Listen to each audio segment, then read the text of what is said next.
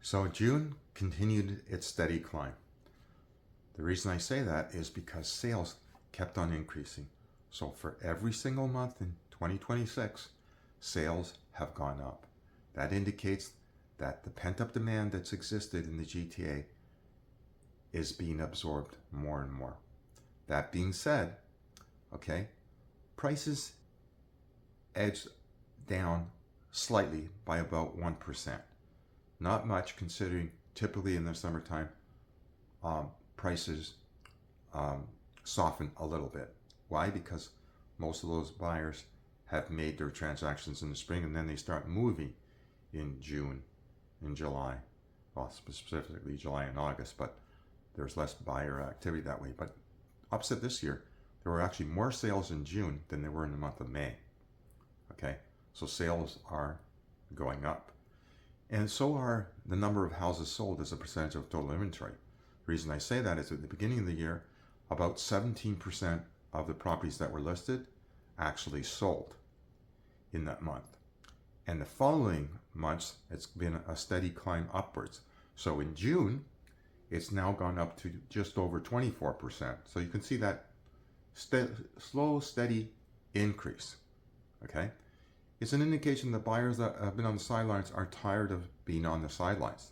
They want to participate, they want their lifestyles to improve, and that's why they're making the move, right? So, and in terms of number of sales, there were 6,770 sales, a very healthy June, and that was an increase of about 3% from the month before. And the active listings, again, they edged up slightly too, to 27,329. So there's a lot of listings for buyers to choose from, and they went up marginally about 0.3%. So a lot of great inventory for buyers to choose from, right? The new listings went down compared to the month before, but just very slightly, about 2.35%. So there's still 17,282 new listings that entered the market just in June. So again, a lot more variety for buyers to choose from. Okay, and the average days in the market stayed the same. These are for the ones that closed, the ones that actually sold. 42 days average on market. Now that number is a bit skewed because it doesn't count the listings that were relisted multiple times by different brokerages and so on and so forth. Okay. However, it indicates that there's more stability happening, and that's a good thing. So that's the wrap. And in what does the forecast look? The forecast looks like prices in the second half of 2026 will continue to rise, specifically on freeholds versus condominiums. Why?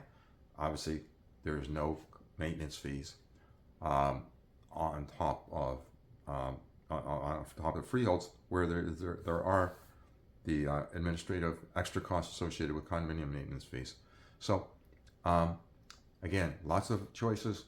This is a market that's looking good for buyers and sellers and investors, because market is starting to return to its normal patterns.